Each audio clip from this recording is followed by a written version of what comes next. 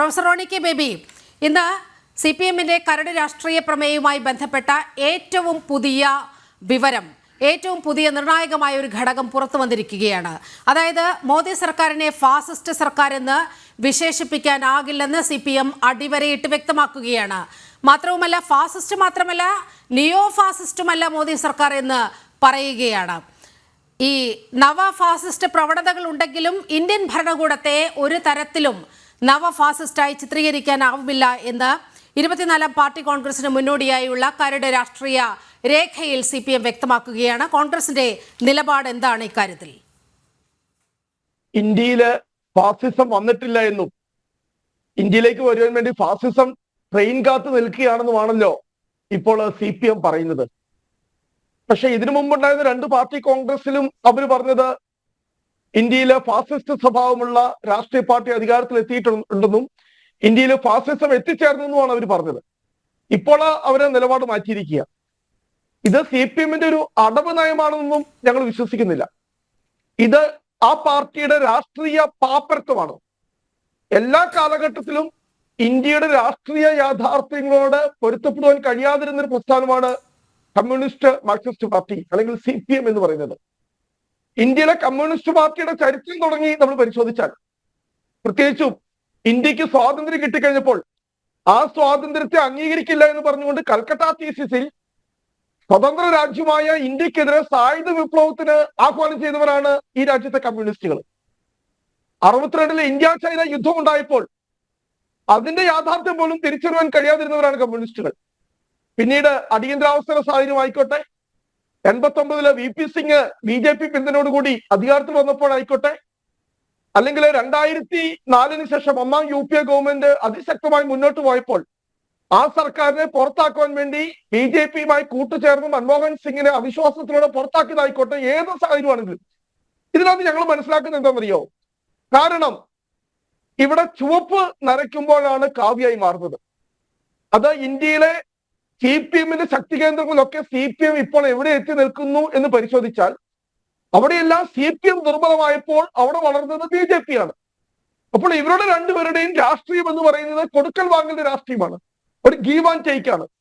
അത് സ്വാതന്ത്ര്യാനന്തര കാലം മുതൽ പരിശോധിച്ചു കഴിഞ്ഞാൽ അത് കേരളവും ബംഗാളും ത്രിപുരയും ഉൾപ്പെടെയുള്ള രാഷ്ട്രീയ സാഹചര്യങ്ങൾ പരിശോധിച്ചാൽ കാണുവാൻ സാധിക്കുന്നത് ഇവരുടെ രണ്ടുപേരുടെയും പുറത്ത് CPM പറയും ഞങ്ങൾ പിന്നെ ഹിന്ദുത്വ വിരോധികളാണ്, ഹിന്ദുത്വ രാഷ്ട്രീയത്തിനെതിരാണ്, അല്ലെങ്കിൽ BJP-യുടെ രാഷ്ട്രീയത്തിനെതിരാണ്, RSS-ന്റെ രാഷ്ട്രീയത്തിനെതിരാണ്.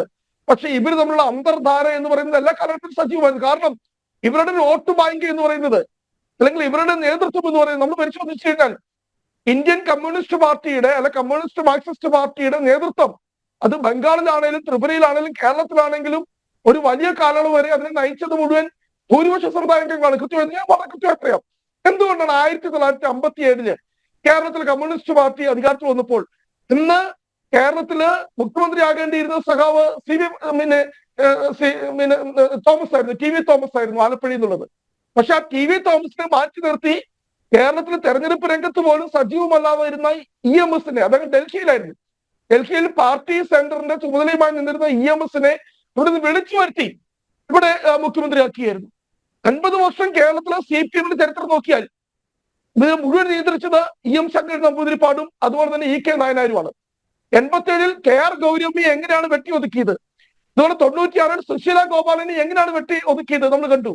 പിന്നോക്ക ദളിത് രാഷ്ട്രീയത്തിന്റെ നേതാക്കളായിരുന്ന വക്താക്കളായിരുന്ന അവരെ വെട്ടി നിർത്തിക്കൊണ്ട് സവർണ രാഷ്ട്രീയത്തിന്റെ വക്താക്കളായിട്ടുള്ള EMS-നെയും EK നായനാരെയും ഇവിടെ മുഖ്യമന്ത്രി പദത്തിൽ അവരോധിക്കുന്നത് CPM നമ്മൾ വളരെ വ്യക്തമായി കണ്ടു. അതുപോലെ 58-ല് EMS സർക്കാരിനെതിരെ വിമോചന സമരം കേരളത്തിൽ കത്തിയാളിയപ്പോൾ അതിശക്തമായി കേരളത്തിലെ മുഴുവൻ സാമൂഹിക ജനവിഭാഗങ്ങളും EMS സർക്കാരിനെതിരെ സൽഭരണത്തിനെതിരെ ഈ രാജ്യത്ത് പോരാട്ടവുമായി ഇറങ്ങിയപ്പോൾ അതിനെ പിന്തുണയ്ക്കുന്ന നിലപാടായിരുന്നു അന്ന് ജനസംഘത്തിന്റെയും RSS-ന്റെയും. അതുപോലെ 1987-ൽ ലോക്സഭയിൽ ഉത്തർപ്രദേശിൽ നിന്നുള്ള സ്വതന്ത്രാംഗം PD സവർക്കറുടെ രാജ്യസേവനത്തെ അംഗീകരിക്കണമെന്ന് പ്രമേയം അവതരിപ്പിച്ചപ്പോൾ അതിനെ അനുകൂലിച്ച നിലപാടാണ് കമ്മ്യൂണിസ്റ്റ് പാർട്ടി സ്വീകരിച്ചത്. അതുപോലെ 67-ൽ ആദ്യമായി പഞ്ചാബിൽ കോൺഗ്രസ് സർക്കാരിനെ പുറത്താക്കിക്കൊണ്ട് അകാലിദളും ജനസംഘവും സർക്കാർ ഉണ്ടാക്കിയപ്പോൾ അതിന്റെ ഭാഗമായിരുന്നു കമ്മ്യൂണിസ്റ്റുകൾ. അതുപോലെ വിമോചന സമരത്തിന്റെ കാര്യം 87-ൽ ഇന്ത്യൻ ആദ്യമായി ഏകീകൃത സിവിൽ കോഡ് എന്ന് പറയുന്ന ഒരാശയം BJP-ക്ക് തന്നെ വളവെച്ചു കൊടുത്തത് ഇന്ന് EMSന്റെ ശക്തമായ നിലപാടുകളായിരുന്നു. അന്ന് BJPയുടെ നേതാക്കൾ തന്നെ, RSSന്റെ നേതാക്കൾ തന്നെ വളരെ കൃത്യമായി പറഞ്ഞിട്ടുണ്ട്. RSSന്റെ രഹസ്യ പിന്തുണയോട് കൂടിയാണ് 1987 കമ്മ്യൂണിസ്റ്റ് പാർട്ടി കേരളത്തിൽ അധികാരത്തിൽ വന്നത് എന്ന്. ഇപ്പോൾ ഇവരെടുത്തിരിക്കുന്ന നിലപാട് എന്താ? കാരണം ഞാൻ പറഞ്ഞതുപോലെ അവരിപ്പോൾ പറയുന്നുണ്ടാ ഇന്ത്യയിൽ ഫാസിസം വന്നിട്ടില്ല. പക്ഷെ ഇന്ത്യയിലെ മറ്റു രണ്ട് രാഷ്ട്രീയ ഇടതുപക്ഷ പാർട്ടികൾ, കമ്മ്യൂണിസ്റ്റ് പാർട്ടി പറയുന്നു, ഇന്ത്യയിൽ CPI പറയുന്നു ഇന്ത്യയിൽ ഫാസിസം വന്നിരിക്കുന്നു. CPI-ML പറയുന്നു ഇന്ത്യയിലെ ഭരണകൂടത്തിന് ഫാസിസ്റ്റ് സ്വഭാവമാണ്. ഇപ്പോൾ ഇവർ പറയുന്ന ആ ഒരു വിശദീകരണമാണ് കേൾക്കുമ്പോൾ തന്നെ എന്ത് ലജ്ജാവഹമാണ്. ഇപ്പോൾ CPM-ന്റെ കേന്ദ്ര കമ്മിറ്റി സംസ്ഥാന കമ്മിറ്റികൾക്ക് അയച്ചിരിക്കുന്ന ഒരു വിശദീകരണ കുറിപ്പ് അതുപോലെ ചരിത്രത്തിൽ ആദ്യമാണ്. എല്ലാ തവണയും പാർട്ടി കോൺഗ്രസിന് മുന്നോടിയായി കരട് രാഷ്ട്രീയ പ്രമേയം ചർച്ചയ്ക്കണം. പക്ഷെ ഇവിടെ ചർച്ചയ്ക്ക് വിട്ടപ്പോൾ തന്നെ 2-3 മാസങ്ങൾക്ക് മുമ്പ് ചർച്ചയ്ക്ക് വിട്ടപ്പോൾ തന്നെ ഇവിടെ വലിയ വിമർശനങ്ങളുണ്ടായി. ആ കരട് രാഷ്ട്രീയ പ്രമേയത്തിൽ CPM-ന്റെ കേന്ദ്ര കമ്മിറ്റി പറയുകയാണ്, ഇവിടുത്തെ മധുര പാർട്ടി കോൺഗ്രസ് അവതരിപ്പിക്കാൻ വേണ്ടിയിട്ടുള്ള കരട് രാഷ്ട്രീയ പ്രമേയത്തിൽ പറയുകയാണ് ഇന്ത്യയിൽ പിന്നെ ഫാസിസം വന്നിട്ടില്ല. BJP ഭരണകൂടത്തിന്, മോദി ഭരണകൂടത്തിന് ഫാസിസ്റ്റ് സ്വഭാവമില്ല. ശക്തമായ വിമർശനം ഉണ്ടായി. ആ വിമർശനം ഉണ്ടായതിനു ശേഷമാണ് ആദ്യമായി എന്താണ് ഈ കമ്മ്യൂണിസ്റ്റ് പാർട്ടിയുടെ ചരിത്രത്തിൽ ആദ്യമായിട്ടാണ് രാഷ്ട്രീയ പ്രമേയത്തിന്, കരട് രാഷ്ട്രീയ പ്രമേയത്തിന് ഒരു വിശദീകരണ കുറിപ്പ് ഇറക്കിയിരിക്കുന്നത്. ആ വിശദീകരണ കുറിപ്പിൽ ഇവർ പറഞ്ഞിരിക്കുന്നതിനെ നോക്കുക. അസാധാരണ രഹസ്യരേഖയെ കുറിച്ചാണ് നമ്മളിപ്പോൾ സംസാരിച്ചു കൊണ്ടിരിക്കുന്നത്.